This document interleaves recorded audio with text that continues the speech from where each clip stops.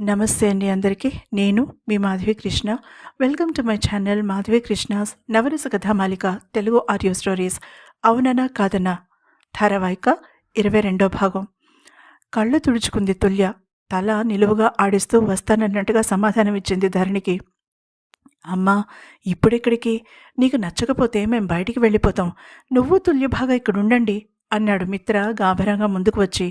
లేదు మిత్ర, ఈ ఇంట్లో విష్ణుతో ఎన్నో మధురమైన జ్ఞాపకాలు ఉండి ఉంటాయి, కానీ ఒక్కటి కూడా గుర్తులేదు. ఈ ఇంట్లో నుంచి విష్ణు ఆఖరి ప్రయాణం కూడా నాకు గుర్తులేకపోవడం నాకు దారుణం అనిపిస్తోంది మిత్ర. వేరే చోట నుండి జ్ఞాపకం తెచ్చుకోవడానికి ప్రయత్నించడంలో తప్పులేదు కదా?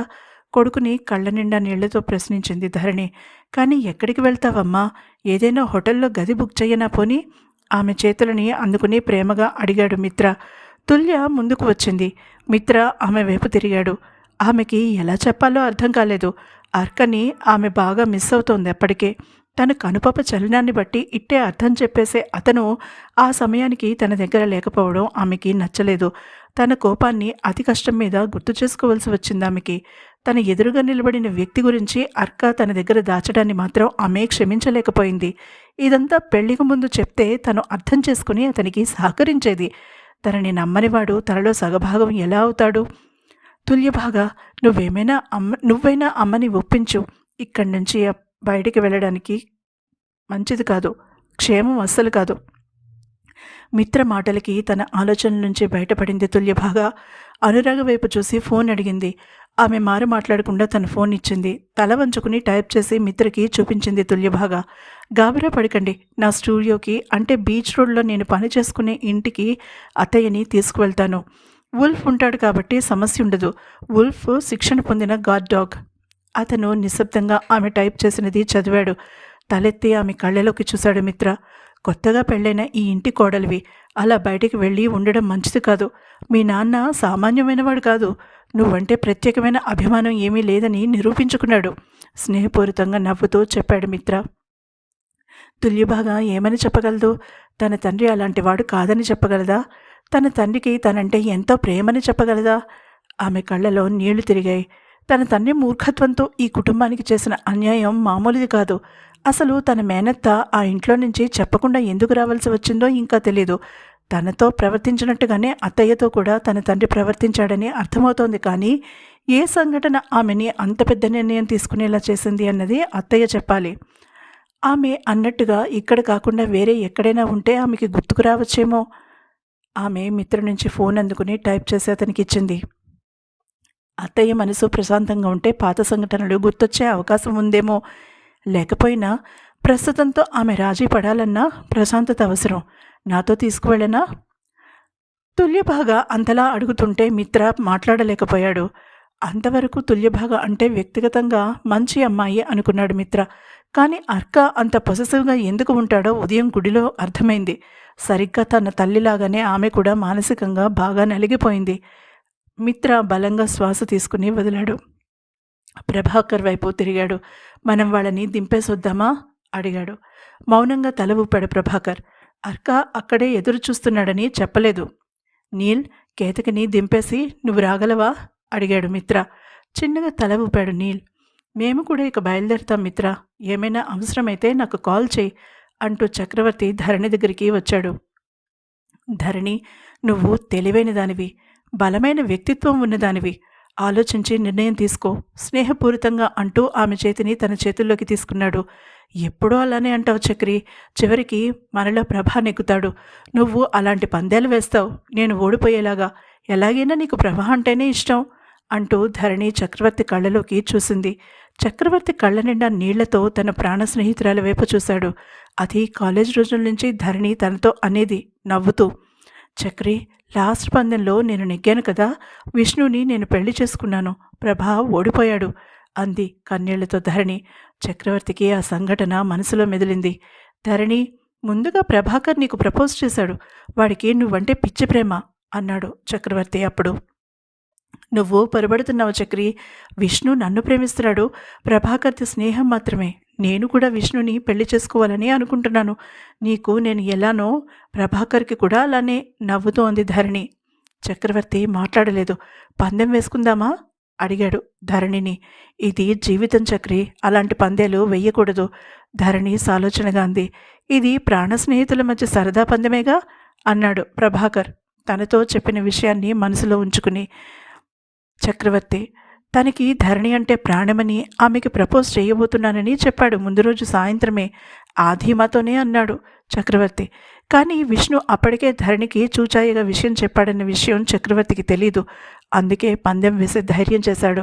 విష్ణు ప్రేమిస్తున్నాడని తెలిస్తే ప్రభాకర్ మీద పందెం కట్టే సాహసం చేసేవాడు కాదు చక్రి. ప్రభాకర్ మనసు ముక్కలైపోవడాన్ని ఆపగలిగేవాడు. తన కళ్ళ ముందే విష్ణు పబ్లిక్గా ఆమె ముందు మోకాళ్ళ మీద నిలబడి ప్రపోజ్ చేసేశాడు. ప్రభాకర్ కన్నా ముందే ధరణి ఒప్పుకోవడంతో ఇక తను చేయడానికి ఏమీ లేకపోయింది. ఆ పందెం గురించే ఇప్పుడు చెప్పింది ధరణి. కానీ మిగిలిన సంఘటనలేమీ గుర్తురావడం లేదేంటి చక్రి? నుదురు చిట్లించి అంది ధరణి. ధరణి అన్ని ఆలోచనలు ఒకేసారి చేస్తే అయోమయంగా ఉంటుంది. ముందు నీ మెదడుకి విశ్రాంతి ఇవ్వు. సరస్వతి ఆమె దగ్గరికి వచ్చి భుజం మీద చేతిని వేసి మృదువుగా చెప్పింది. ఆమెని ఆప్యాయంగా కౌగిలించుకుంది ధరణి. సరస్వతి, చక్రీ కన్నా నువ్వే నాకు ప్రాణ స్నేహితురాలివైపోయావు. నీ సలహా పాటించడానికైనా తుల్యతో తన స్టూడియోకి వెళ్తాను అంటూ ఆమెకి దూరం జరిగి ఎవ్వరూ చూడకుండా కన్ను కొట్టి మరీ తుల్యభాగతో ఇంట్లో నుంచి బయటికి అడుగుపెట్టింది ధరణి. అప్పుడు గ్రహించింది సరస్వతి తుల్యభాగ కోసమే ధరణి ఇంట్లో నుంచి బయటికి వెళ్తోందన్న విషయం. ఆ విషయం తన భర్తతో తర్వాత మాట్లాడాలని అనుకుంది సరస్వతి. ఇంత చీకటిగా ఉందేంటి ఇక్కడ? తుల్యభాగ స్టూడియో ముందు కారు ఆగగానే అంది ధరణి పరీక్షగా చూస్తూ. స్ట్రీట్ లైట్లు వెలగడం లేదమ్మా అన్నాడు మిత్ర. అతను ఇంకా కారులో నుంచి దిగలేదు. ఇప్పుడు అతను స్వెట్ ప్యాంటు టీషర్ట్లో ఉన్నాడు. ప్రభాకర్ దిగి తుల్యభాగకి తన చెయ్యి అందించి కిందికి దింపాడు. తర్వాత ధరణి దిగింది. ఉల్ఫ్ కిందికి దూకి తనకు చిరపరిచితమైన ఆ ఇంటివైపు హుషారుగా దూసుకుపోయింది. అంతలోనే గట్టిగా అరుస్తూ తుల్యవైపు పరుగున వచ్చింది. అందరికన్నా ముందు మిత్ర అలర్ట్ అయ్యాడు. వేగంగా కారు దిగి తల్లిని తుల్యభాగని కారు వైపు నెట్టి ఉల్ఫ్ని అక్కడ ఉంచి చుట్టూ పరిశీలనగా చూశాడు. వెన్నెల వెలుగులో కొంత దూరం మాత్రం చూడగలుగుతున్నాడు అతను. విల్లా చీకట్లో ఉండడంతో అక్కడ ఎవరు ఉన్నారో కనిపించలేదు అతనికి. అంతలో సన్నని మూలుగు వినిపించింది అతనికి. కారులో నుంచి శక్తివంతమైన టార్చ్ లైట్ని తీసుకుని చుట్టూ వేశాడు. తమకి కుడివైపు కనిపించిన దృశ్యం చూసి అవాక్కయ్యాడతను. అసలు ఈ రాత్రికి వస్తారో రారో అనుకున్నాను. చీకట్లో నుంచి వినిపించింది గంభీరమైన కంఠం. తుల్యభాగ గుండె వేగంగా కొట్టుకుంది ఆ గొంతు వినగానే. అంతలోనే తన కోపాన్ని గుర్తుకు తెచ్చుకుంది. పెదాలు బిగించి నిలబడింది. టార్చ్ లైట్ వెలుతురులో కింద పడి మూలుగుతూ కనిపించారు నలుగురు రౌడీలు. వాళ్ళు లేచి నిలబడగలిగే స్థితిలో లేరని రక్తాలు ఓడుతున్న వాళ్ళ శరీరాలు చెప్తున్నాయి. అర్కా, ఏంటిదంతా? మిత్ర తల్లికి సైగ చేసి ఆమె భుజాల చుట్టూ చేతిని వేసి ఇంటివైపు తీసుకువెళ్తూ నిలదీశాడు. తుల్య ఇక్కడికి వస్తుందని ఆమె బాబు ఊహించాడు. రౌడీలని పెట్టాడు. పెళ్లి చేసుకుని తన బాధ్యత నేను తీసుకున్నాను కదా, అందుకే నేను ఇక్కడికి వచ్చాను చెప్తూ ప్రభాకర్ నుంచి సామాను తను అందుకుంటూ వాళ్ళని అనుసరించాడు అర్కా. అతని మాటలు తుల్యభాగని బాధపెట్టాయి. కేవలం పెళ్లి వలన వచ్చిన బాధ్యత మాత్రమే ఉందా అతనికి?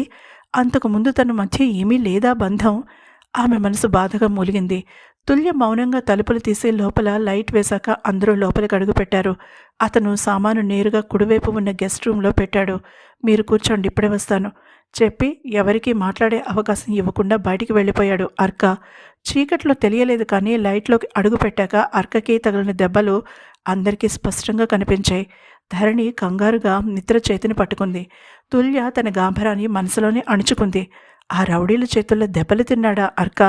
అయ్యో అని బాధగా మూలిగింది మనసు. బాగా అయ్యింది అనుకుంది ఆమె మెదడు. రెండిటికి మధ్య నలుగుతూ నిలబడింది తుల్య. ఆమె ఆలోచనలతో తనకి సంబంధం లేనట్టు అర్కా ఆమె వైపు చూడను కూడా చూడకుండా బయటికి నడిచాడు.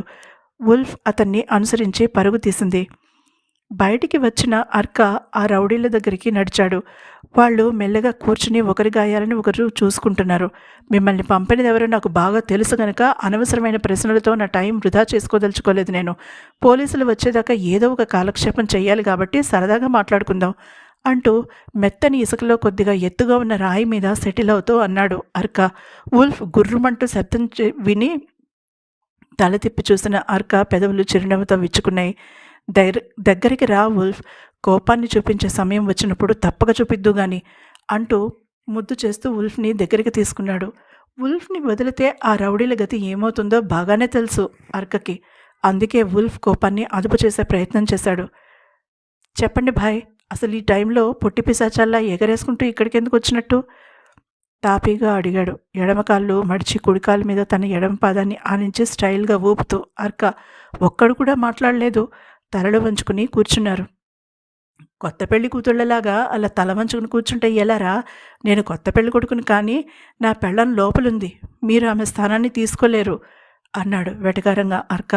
వాళ్లలో ఒకడు కోపంగా తలెత్తాడు. గుడ్ బాయ్, సమాధానం నువ్వు చెప్పు నాన్న. ఇది నా ప్రశ్న కాదు, మా వుల్ఫ్ గడిది కదరా వుల్ఫ్ అంటూ తల తిప్పి వుల్ఫ్ వైపు చూశాడు అర్క. గుర్రుమంటూ కూరపళ్ళని బయటపెట్టి పొడవైన నాలికని బయటికి వేళ్లాడదీసింది వుల్ఫ్ అవునన్నట్టుగా. అతను తృప్తిగా తల ఆడించి రౌడీల వైపు తిరిగాడు. ఎవ్వరూ నోరు విప్పలేదు. పోలీసులు వచ్చేలోపుగా ఎలా అక్కడి నుంచి తప్పించుకోవాలా అని ఆలోచిస్తున్నారు.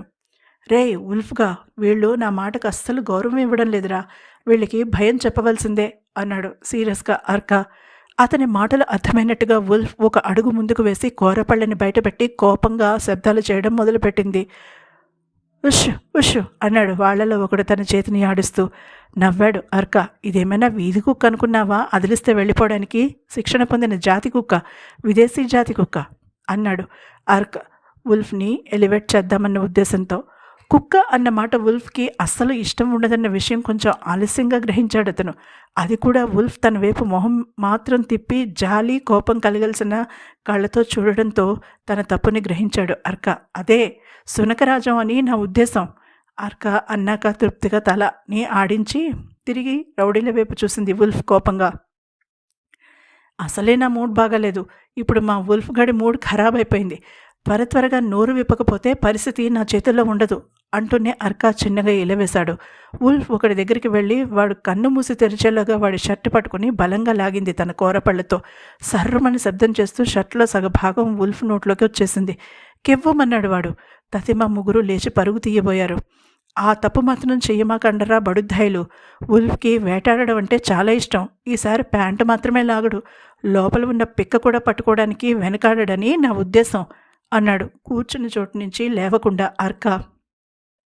వుల్ఫ్ నోట్లో ఆ సగం షర్టుతోనే వాళ్ల చుట్టూ ఒక రౌండ్ తిరిగి వచ్చి అర్క పక్కన నిలబడింది.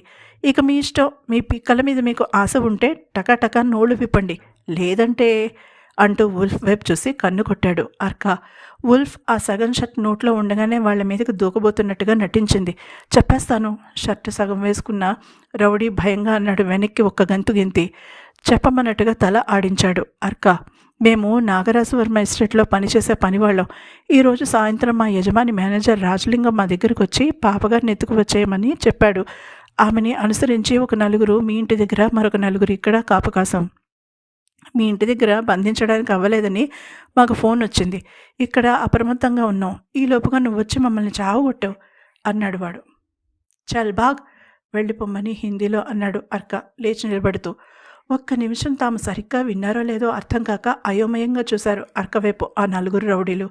వాళ్ళని పోలీసులకు అప్పగించడం వల్ల ఏమీ ఉపయోగం లేదని తెలుసు అర్కకి. వర్మ ఏ రకంగానూ ఈ కేసులో ఇరుక్కోడు. కనీసం మేనేజర్ రాజలింగం కూడా సమస్యని ఎదుర్కోడు. డబ్బున్న బడావపాలు కనుక చేతులు తప్పించుకుని ఈ ఆకురౌడీలను ఇరికిస్తారు అనుకున్న అర్క తన చేతిని గాల్లో ఆడించాడు వెళ్ళమన్నట్టుగా. బతుకు జీవుడు అనుకుంటూ పరుగు తీయబోతూ ఉంటే ఆపేశాడు అర్క. మళ్ళీ ఏమొచ్చింది అనుకుంటూ భయంగా అతని వైపు తిరిగారు. తన పర్స్ తీసి అందులో ఉన్న నోట్లను తీసి సగం షర్టు వేసుకున్న వాడికి ఇచ్చాడు. హాస్పిటల్ బిల్ క్లుప్తంగా చెప్పాడు అర్క. వాళ్ళు నోళ్లు తెరుచుకుని అతని వైపు చూస్తూ ఉండిపోయారు. వద్దా? తన చేతిని వెనక్కి తీసుకోబోయాడు అర్క. బాబు కావాలి, జన్మలో నీ వైపు కానీ నీ పెళ్ళాం అనగానే అర్క ఒక కనుబొమ్మ పైకెత్తి చూశాడు. అదే నీ భార్యమణి గారి వైపు కానీ రాము, డబ్బులు వెనక్కి తీసుకోకు అంటూ బుద్ధిగా అతని దగ్గర ఆ డబ్బులు తీసుకుని అక్కడి నుంచి పరుగందుకున్నారు. ఆ మసక వెలుతుల్లో అర్క వుల్ఫ్ వైపు చూశాడు. మనం ఇలా ఉంటే ఎలారా? పగ సాధించాలంటే సినిమాల్లో చూపించినట్టుగా సీరియస్గా ఉండాలి. ఇలా నా పెళ్ళాన్ని గర్ల్ ఫ్రెండు అయిన తుల్యభాగని ఎత్తుకెళ్ళిపోయే ప్రాసెస్లో నన్ను కొట్టడానికి వచ్చిన ఈ లఫూటుగాళ్ళకి డబ్బులిచ్చి పంపితే ఇక రివెంజ్ డ్రామా ఎలా ముందుకు సాగేది? నడుం మీద కుడి చేతిని ఉంచుకుని ఎడమ చేత్తో తన వత్తైన క్రాఫ్ట్ని సరి చేసుకుంటూ అడిగాడు అర్క. కానీ అర్క అతనికి సమాధానం చెప్పే ఉద్దేశం లేనట్టుగా వుల్ఫ్ ఉత్సాహంగా వెనక్కి తిరిగి తోక ఆడిస్తూ చిన్నగా అరిచింది. గిరిన వెనక్కి తిరిగాడు అర్క. అక్కడ తుల్యభాగ చేతులు కట్టుకుని నిలబడి ఉంది. ఆమె పక్కన మిత్ర కూడా. ఆమె తననే పరిశీలనగా చూస్తూ ఉండడంతో ఒకే ఒక క్షణం తడబడ్డాడు అర్క. అంతలోనే తను ఆమె మీద రివర్స్ సైకాలజీ ఉపయోగిస్తున్నాడని గుర్తొచ్చి కోపంగా మొహం తిప్పుకొని చిన్నగా ఈల వేసుకుంటూ ముందుకు అడుగు వెయ్యబోయాడు. మిత్ర అతని దగ్గరికి వచ్చి అతని చేతుల్ని తన చేతుల్లోకి తీసుకున్నాడు. దెబ్బలు తగిలి రక్తం కారుతున్నాయి. చాలా తెలివిగా ఆలోచించి ఇక్కడికి వచ్చి నీ భార్యను రక్షించుకున్నావు. Very good bye. భుజం తట్టి వెనక్కి తిరిగి తుల్య వైపు ఒకసారి చూసి అక్కడి నుంచి వెళ్ళడానికి ముందుకు అడుగు వేశాడు మిత్ర. తుల్య అతన్ని ఆపింది. అన్నగారి మాటల్లో వెటకారం బాగానే అర్థమైంది అర్కకి. పళ్ళు నూరుకున్నాడు. తుల్యకి మనసు కరిగిపోయేలా ఏదైనా మాట్లాడి తనకి సాయం చేయాలి కానీ అగ్నికి ఆజ్యం పోసినట్టు తుల్యకి అనుమానం మరింత పెరిగేలా వెటకారం చేయడం అవసరమా? రేపు అనురాగ చేతిలో వీడికుంది మనసులో అనుకున్న అర్క చిన్నగా గొంతు సవరించుకుని తుల్యభాగ మిత్రుల వైపు చూశాడు. తుల్యభాగ తనని ఎందుకు ఆపిందో అర్థం కాక అయోమయంగా చూశాడు మిత్రదీప్. తనకి ఇక్కడ ఉండడం ఇష్టం లేదు అట. నీతో వస్తాను, కొంచెం స్లోగా నడవమని చెప్తోంది. వెనుక నుంచి అర్క మాటలు వినిపించాయి. మిత్ర చిరునవ్వుతో తుల్యభాగ వైపు చూసి రమ్మన్నట్టుగా తల ఊపాడు. నువ్వు మాట్లాడచ్చు, ఆమెకి చెవులు బాగానే వినిపిస్తాయి. వాళ్ల వెనకే అనుసరిస్తూ వస్తున్న అర్క వ్యంగ్యంగా అన్నాడు. తుల్యభాగ ఒకసారి అతని వైపు కోపంగా చూసి అతని చూపు ఎక్కడుందో చూసి చప్పున నడక ఆపేసింది. మిత్రకి ఆగక తప్పలేదు. ఏమైంది తుల్య? మృదువుగా అడిగాడు అతను. అంత జరిగిన బాధని మనసులో దాచుకుని ధైర్యంగా నిలబడిన ఆమె అంటే చాలా మంచి అభిప్రాయం కలిగింది మిత్రకి. అందుకే తన స్నేహహస్తాన్ని చాచాడు ఆమె వైపు. ఆమె అందుకోవడానికి సందేహించలేదు. ఒళ్ళు మండింది అర్కకి. ఆమె అర్కవైపు ఒకసారి చూసి తలాడించి సైగ చేసింది. మిత్ర అర్కవైపు చూశాడు. ఆమె ఏం చెప్పదలుచుకుందో అతనికి అర్థం కాలేదు. ఇది మరీ బాగుంది. కళ్ళు ఉన్నది చూడడానికే నీ మెళ్ళో తాళి కట్టాను, చూసే హక్కును కూడా సంపాదించుకున్నాను అన్నాడు అర్క సీరియస్గా తుల్యవైపు తిరిగి. ఆమె కళ్ళు చిన్నవి చేసి ముక్కు చిట్లించింది. సిగ్గులేదా అన్నావా? సిగ్గెందుకు చూడడానికి? ఆశ్చర్యంగా అడిగాడు అర్క. అసలు వాళ్ళిద్దరూ దేని గురించి మాట్లాడుకున్నారో అర్థం కాని మిత్ర అచ్చంగా అంతకుముందు అర్క నిలబడినట్టే నిలబడ్డాడు. ఎటొచ్చి అతను ఎడమ చేతిని నడుము మీద ఉంచుకుని కుడి చేత్తో తన గ్రాఫ్ దువ్వుకున్నాడు. ఎందుకంటే మిత్ర కుడి చేతి వాటం, అర్క ఎడమ చేతి వాటం. నిస్సహాయంగా ఉల్ఫ్ వైపు చూశాడు మిత్ర. మిత్ర బాధ అతనికి అర్థమైనట్టుగా ఉల్ఫ్ అతని వైపు సానుభూతిగా చూసి తన ప్రాణసఖి బాధ్యత తనది అనుకుంటూ ఆమె పక్కకి వెళ్ళి నిలబడింది. అనాలోచితంగానే ఉల్ఫ్ తల మీద ముద్దుగా నిమురుతూ అర్కవైపు చూసి తన కుడి చేతి చూపుడు వేలు దాని పక్కన వేలు తిన్నగా పెట్టి అర్క కళ్ళవైపు చూపించి కిందికి దించి కళ్ళు తిప్పుతూ తల ఎగరేసింది తుల్యభాగ. ఇది మరీ బాగుంది. నీ వెనక నడుస్తున్నప్పుడు నీ వెనక భాగం కాక నీ ముందు భాగం చూడాలా? చూడకుండా ఎలా నడవాలి? అదెలా సాధ్యం అసలు? అర్థం లేకుండా మాట్లాడుతున్నావు అందరి పెళ్ళాల్లాగానే అన్నాడు కన్నుబొమ్మలు ముడిచి అర్క. ఆమె గుడ్లూరిమి చూసింది అర్కవైపు. అతని నిర్లక్ష్యం నటిస్తూ భుజాలు ఎగరేశాడు. అప్పటికి విషయం అర్థమైంది మిత్రకి. అర్క అల్లరికి నవ్వబోయి తుల్యభాగ కోపంగా ఉందని గుర్తొచ్చి చిన్నగా గొంతు సవరించుకున్నాడు. అర్క, గొడవ చేయకుండా ముందు నడు. తమ్ముణ్ణి గదమాయించాడు. వాదించబోయిన అర్క మిత్ర సీరియస్గా చూడడంతో మరొకసారి భుజాలు ఎగరేసి తుల్య పక్క నుంచి ముందుకు కదిలాడు. అతను తనని తాగబోతున్నాడేమో అని బిగుసుకుపోయి నిలబడింది తుల్య. అతను ఆఖరి నిమిషంలో మనసు మార్చుకున్నట్టుగా ఆమెకి దూరం జరిగి విల్లా వైపు నడిచాడు. కోపంతో బుసలు కొడుతూ పెదవులు బిగించిన తుల్యభాగం మౌనంగా అతన్ని అనుసరించింది అర్కని గమనిస్తూ. సమున్నతమైన శరీరం అతంది. అంటే పొడవుకు తగ్గ లావుతో ఉన్నాడు. పట్టుకుచ్చలాంటి అతని వత్తైన నల్లని జుట్టు గాలికి ఎగురుతూ ఉంటే ఎడమ చేత్తో వెనక్కి దువ్వుకుంటున్నాడు. వెనక నుంచి బలంగా హత్తుకోవాలని అనిపించేలా ఉంది అతని శరీరాకృతి. విశాలమైన అతని భుజాలు ఎంతటి బరువునైనా మొయ్యగలుగుతున్నాయన్నట్టుగా ధీమాగా ఉన్నాయి.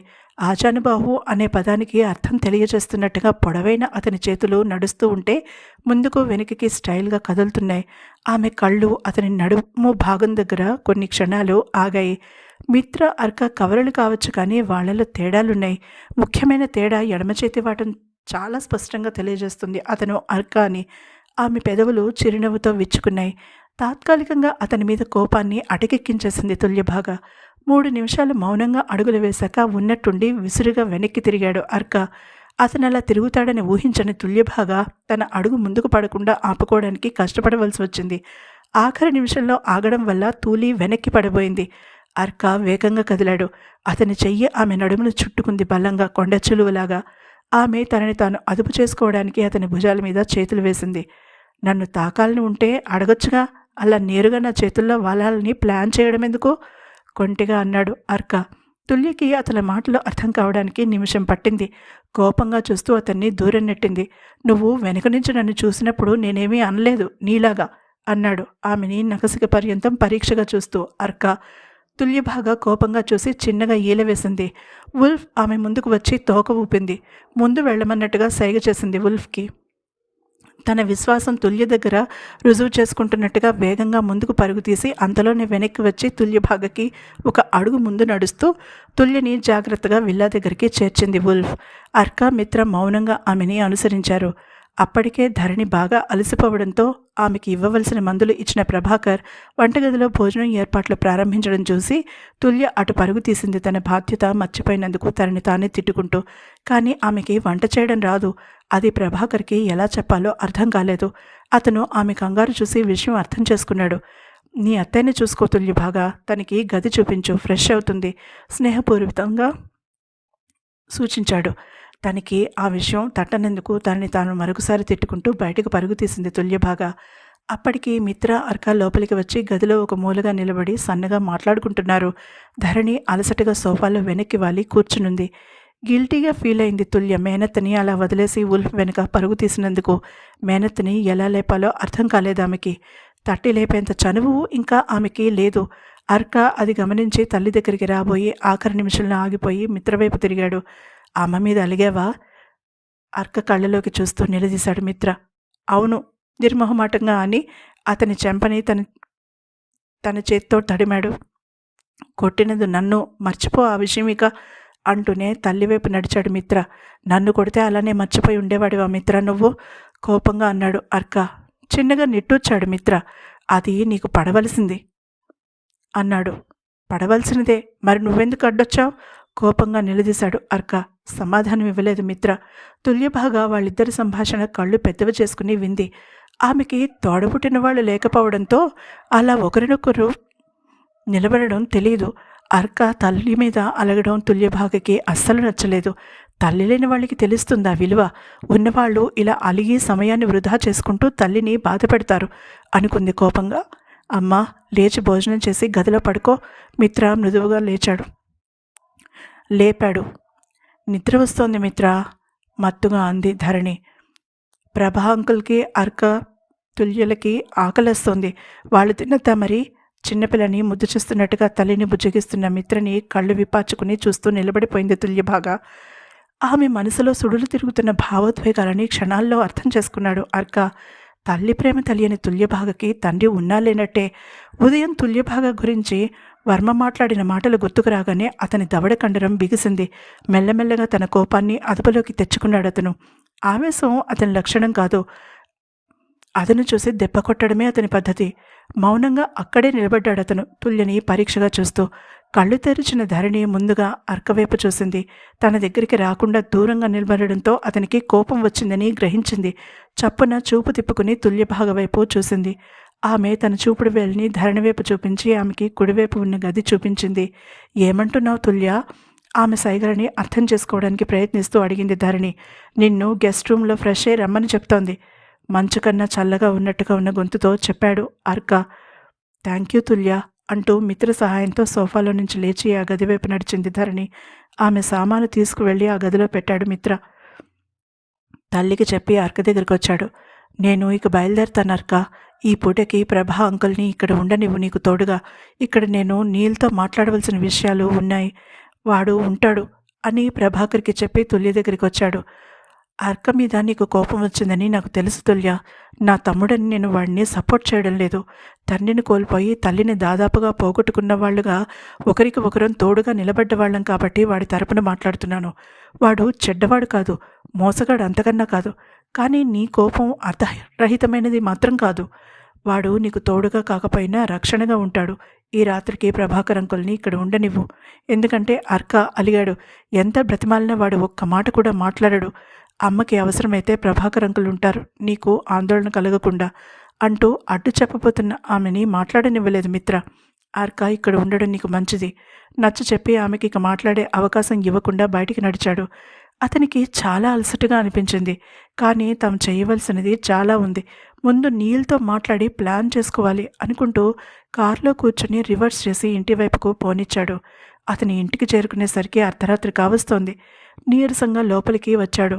హాల్లో లైట్ వెలుగుతూ ఉంది కానీ నీల్ కనిపించలేదు. ఇంకా రాలేదేమో అనుకున్నాడు మిత్ర.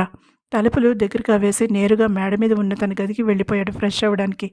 అతను కిందికి దిగేసరికి వంటగదిలో నుంచి సన్నగా మాటలు వినిపిస్తూ ఉన్నాయి. నీల్ వచ్చినట్టున్నాడు అనుకుంటూ అటు నడిచాడు. బహుశా ఫోన్ మాట్లాడుకుంటూ ఉండి ఉంటాడు అనుకుంటూ అక్కడ అనురాగ కేతకిలను చూసి కంగుతిన్నాడు. మీరింటికి వెళ్లకుండా ఇక్కడేం చేస్తున్నారు? తేరుకుని అడిగాడు సీరియస్గా మిత్ర. స్టవ్ గట్టు వైపు తిరిగి సన్నగా మాట్లాడుకుంటున్న ఆడపిల్లలు ఉలిక్కిపడి అతని వైపు తిరిగారు. అతను చేతులు కట్టుకుని తమ వైపే పరిశీలనగా చూస్తూ నిలబడ్డాడు. ఇంత లేట్ అయ్యాక ఇంటికి వెళ్తే మా పిన్ని అస్సలు ఊరుకోదు, ముందుగా తేరుకున్న కేతకి చెప్పింది. నీల్ వచ్చి నీ ఇంట్లో విషయం చెప్పి ఉండేవాడు కదా కేతకి, మృదువుగా అన్నాడు మిత్ర. అక్కడే వచ్చింది అసలు చిక్కంతా. అంతవరకు మౌనంగా ఉన్న అనురాగ చెప్పింది కళ్ళు తిప్పుతూ. కనుబొమ్మలు ముడిచాడు మిత్ర. ఏమైంది, ఏంటి సమస్య? అడిగాడు మిత్ర. మొహంలోకి కొంచెం నవ్వు తెచ్చుకుని మాట్లాడొచ్చుగా, మనసులో అనుకుంటూనే కేతకి వైపు చూసింది అనురాగ చెప్పమన్నట్టుగా. చిన్నగా గొంతు సవరించుకుంది కేతకి. నా వ్యక్తిగత సమస్యని ఎవరితోనూ చెప్పడం నాకు ఇష్టం ఉండదు మిత్ర, కానీ ఇది చెప్పక తప్పడం లేదు. నా వల్ల అనురాగ కూడా ఇబ్బంది పడవలసి వస్తోంది అంది తలదించుకుని కేతకి. కేతకి, నాకేమీ ఇబ్బంది లేదు. ఇది నా అత్తయ్య ఇల్లు. చిన్నప్పటి నుంచి ఇక్కడ ఆడి పాడి వీళ్లతో అనుబంధాన్ని పెంచుకున్నాను. నాకిక్కడ అలవాటే. ముందు మిత్రకి అసలు విషయం చెప్పు కేతకి అంటూ స్టవ్ వైపు తిరిగి అతనికి భోజనం ఏర్పాట్లు చేయడంలో మునిగిపోయింది అనురాగ. ఆమె మనసంతా ఉద్విగ్నంగా ఉంది. మిత్రతో మరికొంతసేపు తను సమయం గడపబోతోంది. కేతకి ఉంటోందన్న వంకతో తను ఉంటానని చెప్పింది. నాన్న ఒప్పుకున్నారు కానీ అమ్మ అంత తేలిగ్గా ఒప్పుకోలేదు మిత్రతో ఒంటరిగా ఉండడానికి. కేతకి మొహంలో ఆందోళన చూసి ఒప్పుకుంది. ఆమె తనకి ఉన్న సమస్యని వివరించాక చిన్నగా గొంతు సవరించుకున్నాడు మిత్ర. సరైన కారణం లేకపోతే ఆడపిల్లలిద్దరినీ అనురాగ ఇంట్లో దింపడానికి నిశ్చయించుకున్నాడు అతను. నాకు అమ్మా నాన్న లేరు, బాబాయ్ పిన్నెల దగ్గర ఉంటున్నాను. వాళ్ళు మంచివాళ్లే కానీ ఆ ఇంట్లో ఉండడానికి కొన్ని నియమాలున్నాయి. బాబాయ్కి ఆడపిల్ల పెద్ద చదువులు చదువుకోవడం, ఉద్యోగాలు చేయడం అస్సలు ఇష్టం ఉండదు. నాన్న బాబాయ్ అన్నదమ్ములైనా నాగలోకానికి నక్కకి ఉన్నంత తేడా ఉంది ఇద్దరికి. నాన్న నాకు చాలా స్వేచ్ఛనిచ్చారు. ఎన్నెన్నో విషయాలు నాతో చర్చించేవారు. నా 15 ఏళ్ల వయసులో నాన్న హార్ట్అటాక్తో పోయారు. నాన్న పోయిన షాక్ నుంచి అమ్మ తేరుకోలేకపోయింది. సరిగ్గా 3వ రోజు హార్ట్అటాక్తో అమ్మ చనిపోయింది. చెప్పడం ఆపి కళ్ళు మూసుకుంది కేతకి. అనురాగ అప్పటికే ఆమె దగ్గరికి వచ్చి ఆమె భుజాల చుట్టూ చేతిని వేసి దగ్గరికి తీసుకుంది. కానీ అమ్మ పేరు మీద నాన్న వేసిన ఇన్సూరెన్స్ డబ్బులు నాకు రావడంతో లా చదువుకోవాలన్న నా కోరిక తీరింది. ఇంత చదువుకున్నాక ఇంట్లో కూర్చోలేను అని అతి కష్టం మీద ఒప్పించి నవలి లా ఫామ్లో చేరాను. కానీ నా బాస్ మగవాడని ఇంట్లో చెప్పలేదు. లేడీ లాయర్ దగ్గర పనిచేస్తున్నానని చెప్పాను. అలాగే సాయంత్రం 6 దాటాక ఎట్టి పరిస్థితుల్లోనూ బయట ఉండనని మాటిచ్చాను. అలా బయట ఉంటే బాబాయ్ చాలా కోపడతారు. అందుకే బాస్ చెల్లెలి పెళ్ళని చెప్పాను కానీ బాగా లేట్ అయిపోయింది. పిన్నికి మాత్రం చెప్పాను, అనుకోకుండా బాస్ అమ్మగారికి ఒంట్లో బాగాలేదని నేను దగ్గరుండి చూసుకోవాలని. పిన్నిని మేనేజ్ చేయొచ్చు. బాబాయ్కి ఏదో చెప్తుంది. ఉదయం బాబాయ్ ఆఫీస్కి వెళ్ళాక నేను ఇంటికి వెళ్తాను వివరంగా చెప్పింది కేతకి. అయితే అనురాగ ఇంటికి వెళ్ళొచ్చుగా అన్నాడు మిత్ర. లేదు లేదు, అనురాగ వాళ్ళ ఇంటి పక్కన మా పిన్ని వాళ్ళ దూరపు చుట్టం ఉంటుంది. వాళ్లతో బాగా అలవాటు మా పిన్ని బాబాయిలకి. చెప్పా పెట్టకుండా వాళ్ళ ఇంటికి వెళ్ళి కూర్చుంటారు. వాళ్ళ అబ్బాయికి కొంచెం ఉత్సాహం ఎక్కువ. నన్ను చుట్టుపక్కల చూశాడంటే చంపేస్తాడు బాబాయ్ భయంగా అంది కేతకి. సారీ కేతకి, నిన్ను ఇబ్బంది పెట్టాలనేది నా ఉద్దేశం కాదు. అనురాగకి ఇక్కడ ఒంటరిగా ఉండడం అలవాటే, కానీ నీ గురించి ఆలోచించి ఇంటి దగ్గర దింపుతానని చెప్పాను. అనురాగ గెస్ట్ రూమ్ చూపిస్తుంది చెప్పి అతను హాల్లోకి వెళ్ళిపోయాడు. ఆడపిల్లలిద్దరినీ అనురాగ ఇంటికి పంపడం మంచి పద్ధతిని మెదడు హెచ్చరిస్తోంది అతన్ని. కానీ అనురాగతో సమయం గడపొచ్చని మనసు ఉత్సాహంతో ఉరకలు వేసింది. ఉదయం నుంచి అతను పడిన టెన్షన్ అంతా మాయమైపోయింది అనురాగని చూడగానే. కేతకి లేకపోయి ఉంటే అతను అక్కడే అనురాగతో ఉండేవాడు. చిన్నగా నిట్టూర్పు విడిచి మనసు మాట వినడానికి నిశ్చయించుకుని ఆఫీస్ గదిలోకి నడిచాడు. అక్కడ కనిపించాడు నీల్ సీరియస్గా పని చేసుకుంటూ. నీల్, మిత్ర పిలుపుకి ఉలిక్కిపడ్డాడు అతను. కేతకి విషయం నీకు తెలుసా? అతను ఎదురుగా కుర్చీలో కూర్చుని సీరియస్గా అడిగాడు మిత్ర. నీల్ కనుబొమ్మలు ముడిచి చూశాడు. ఏ విషయం అన్నట్టుగా పెదాలు బిగించి సీరియస్గా చూశాడు మిత్ర తన ప్రాణ స్నేహితుడి వైపు. తన ఇంట్లో సమస్యలు తెలుసా అంటూ ఆమె తనతో చెప్పిన విషయం నీల్కి చెప్పాడు మిత్ర. వాట్, నేను లేడీ పర్సన్ చెప్పిందా? కళ్ళజోడు ముక్కు మీద నుంచి పైకి తోసుకుంటూ ఆశ్చర్యపోయాడు నీల్. అదా నీకు అర్థమైంది? చిరుకోపంగా నిలదీశాడు మిత్ర. నీల్ ఏమీ మాట్లాడలేదు. కేతకి పెళ్లి సంబంధాలు చూస్తున్నారట. నీకు ఐడియా ఉందా? మరొక ప్రశ్న వేశాడు మిత్ర. చురుక్కున చూశాడు నీల్. నాకు చెప్పలేదేం కేతకి? సీరియస్గా అన్నాడు నీల్. ఆ మాత్రం చాలు అనుకున్నాడు మిత్ర. అనురాగ అర్కలతో కలిసి నీల్ కేతకిల విషయం చర్చించాలని ప్లాన్ వేశాడు మిత్ర. ముందు అనురాగతో మాట్లాడే అవకాశం కోసం ఎదురు చూస్తూనే వర్మ గురించి నీల్తో చర్చించాడు. వాడు అన్నం తినడా ఇంకా? డైనింగ్ టేబుల్ దగ్గర కూర్చుంటూ అడిగింది ధరణి. ప్రభాకర్ తుల్యబాగా ఒకరి మొహం ఒకరు చూసుకున్నారు. ఎవరు సమాధానం చెప్పాలో తెలియక అర్క హాల్లో వుల్ఫ్కి భోజనం పెట్టి కబుర్లు చెప్తున్నాడు. అతని గొంతు ఆ నిశ్శబ్దంలో మృదుమధురంగా వినిపిస్తోంది. మధ్య మధ్యలో ఎందుకో గలగలా నవ్వుతున్నాడు. వాడు తినకపోతే నాకేం బెంగలేదు. నాకు ఆకలిగా ఉంది, నేను ఆనందంగా తింటాను అంటూ ప్రభాకర్ వండిన అన్నం కంచంలో పెట్టుకుని అతను చేసిన బంగాళదుంప కూర వేసుకుని కలుపుకుని ముద్ద చేసుకుని నోట్లో పెట్టుకోబోయి నిస్సహాయంగా చూసింది ప్రభాకర్ వైపు. తల్లి మనసు అని ఎందుకంటారు ప్రభా? వాడు తినకుండా నేను ఎలా తినగలను? మాట తూలినది వాడు, తప్పు చేసినది వాడు, అలగవలసినది నేను. మరి వాడలి కూర్చుంటాడేంటి? లేచి వెళ్ళి చెయ్యి కడుక్కుని వచ్చి బాధగా అంది ధరణి. అవును కదా అన్నట్టుగా తల ఊపింది తుల్యభాగా. గుండెల నిండా గాలి పీల్చుకుని వదిలాడు ప్రభాకర్. ధరణి, విష్ణుతో అర్కకి ఉన్న ప్రత్యేకమైన బంధాన్ని నువ్వు మర్చిపోయావని నేను అనుకోవడం లేదు. తండ్రి ముద్దలు చేసి పెడితే గానీ భోజనం చెయ్యడు అర్క. అలాంటిది ఇన్ని నెలలు నీ బాధలో నువ్వు ఉండి వాడు తింటున్నాడో లేదో కూడా చూడలేదు. మీ ఇద్దరి మధ్యలో మిత్ర ఎంత నలిగిపోయాడో తెలుసా? తాను అడిగిన దానికి సమాధానం చెప్పలేదని అతను గ్రహించలేదు. ధరణి కళ్ళతో తలదించుకుని కుర్చీల్లో కూలబడింది. తుల్యకి ఏం మాట్లాడాలో అర్థం కాలేదు. ప్రభాకర్ ఆమెని అలా చూడలేకపోయాడు. ఆమె దగ్గరికి వచ్చాడు. ధరణి, వాడు నా మాట వింటాడు. నేను వాడికి తినిపించొస్తాను అంటూ ఆమె కలిపిన అన్నం కంచాన్ని తీసుకుని హాల్లోకి వెళ్ళాడు ప్రభాకర్. ఆమెకి మాట్లాడే అవకాశం రాలేదు. బాధపడడం మర్చిపోయి తన స్నేహితుడు వెళ్ళిన దిక్కుగా చూస్తూ ఉండిపోయింది. తుల్యభాగకి ఒక విషయం బాగానే అర్థమైంది. తండ్రి చనిపోయిన మిత్ర అర్కలకి తల్లి కూడా మానసికంగా దూరమైపోయింది. ఆ సమయంలో వాళ్ళని చూసుకున్నది ప్రభాకర్. ప్రభాకర్కి ధరణి అంటే పిచ్చి ప్రేమ. ఆమె కన్నబిడ్డలని తన బిడ్డలుగా చూసుకుని వాళ్ళని ప్రభాకర్ కాచుకున్నాడు. తన తండ్రి ఈ బాధలన్నిటికీ కారణం. ఆమె మనసు బాగా నలిగిపోయింది. అయినా తన బాధ్యతని మర్చిపోలేదామె. మేనత్త దగ్గరికి వచ్చి ఆమె చేతిని అందుకుంది. ఆమెకి మాటలు రావు. ఎలా మేనత్తను ఓదార్చాలో తెలియలేదు. తనతో రమ్మని కళ్ళతోనే సైగ చేసింది తుల్యబాగా. రాను అని చెప్పాలని కూడా తెలియలేదు ధరణికి. లేచి తుల్యభాగని అనుసరించింది. హాల్లో దృశ్యం వాళ్ళిద్దరి కళ్ళలోనూ నీళ్లు తెప్పించాయి. ప్రభాకర్ అర్కని మాటల్లో పెట్టి ముద్దలు కలిపి నోట్లో పెడుతున్నాడు. పసివాడిలా అర్క వుల్ఫ్తో ఆడుతూ అతను పెట్టిన అన్నం తింటున్నాడు. దేని మీదైనా అలుగు కానీ భోజనం మీద అలగకూడదని నాన్న చెప్పాడా లేదా? గారంగా మందలిస్తూనే భోజనం పెట్టాడు ప్రభాకర్. కూర నచ్చిందా? ఇంకా కలపనా? అడిగాడు ప్రభాకర్ అర్కని ప్రేమగా. వద్దన్నట్టుగా తల అడ్డంగా ఊపాడు అర్క వుల్ఫ్కి బాల్ విసురుతూ. ఉత్సాహంగా ఆ బాల్ని అందుకోవడానికి పరుగు తీసింది వుల్ఫ్. నువ్వు కూడా తినే ప్రభా, లేకపోతే నేను వచ్చి ముద్దలు కలిపి పెట్టవలసి వస్తుంది. లేచి వంటగది వైపు అడుగులు వేస్తున్న ప్రభాకర్ని హెచ్చరించాడు అర్క. అతని వైపు తిరిగి చూడకుండానే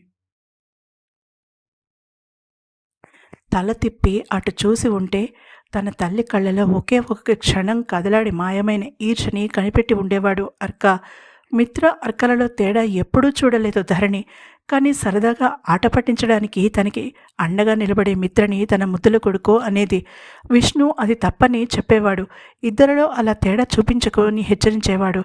కానీ తను వినేది కాదు. అప్పుడు విష్ణు అర్కని తన దగ్గరికి తీసుకుని, నువ్వు నా ముద్దుల కొడుకువి అని అర్కని నవ్వించేవాడు. వాడు తండ్రి దగ్గరికి వెళ్ళిపోయి తన కొంగు పట్టుకుని ఆడడం మానేసినప్పుడు తను ఎంత ఏడ్చిందో విష్ణుకి మాత్రమే తెలుసు. ఆలోచిస్తూ నిలబడిన ధరణి ఉలిక్కి పడింది. తన తలకి దెబ్బ తగిలాక విష్ణు గురించి తనకి గుర్తు వచ్చిన మొదటి సంఘటన. ఆమె ఉద్విగ్నతతో ప్రభాకర్ వైపు తిరిగింది. ప్రభా, నాకు విష్ణు గురించి ఒక సంఘటన గుర్తొచ్చింది. కన్నీళ్లతో నవ్వుతూ ఏడుస్తూనే నవ్వుతూ చెప్పింది ధరణి. అతను ఒక్క అంగలో ఆమె దగ్గరికి చేరుకున్నాడు. ఏంటో చెప్పు అంటూ తన ఫోన్ తీసి రికార్డ్ చేయడం మొదలుపెట్టాడు ప్రభాకర్. ధరణి చెప్పడం ప్రారంభించింది. ధరణికి జ్ఞాపక శక్తి రాబోతోందా? ఏం జరుగుతుంది తర్వాత తెలుసుకోవాలంటే తప్పకుండా తర్వాత ఎపిసోడ్ని వినండి. ఈ ఎపిసోడ్ కనుక మీకు నచ్చినట్లయితే తప్పకుండా లైక్ చేయండి. అలాగే నా ఛానల్ని సబ్స్క్రైబ్ చేసుకోవడం మర్చిపోకండి. తిరిగి మరొక ఎపిసోడ్తో కలుద్దాం. అంతవరకు సెలవు.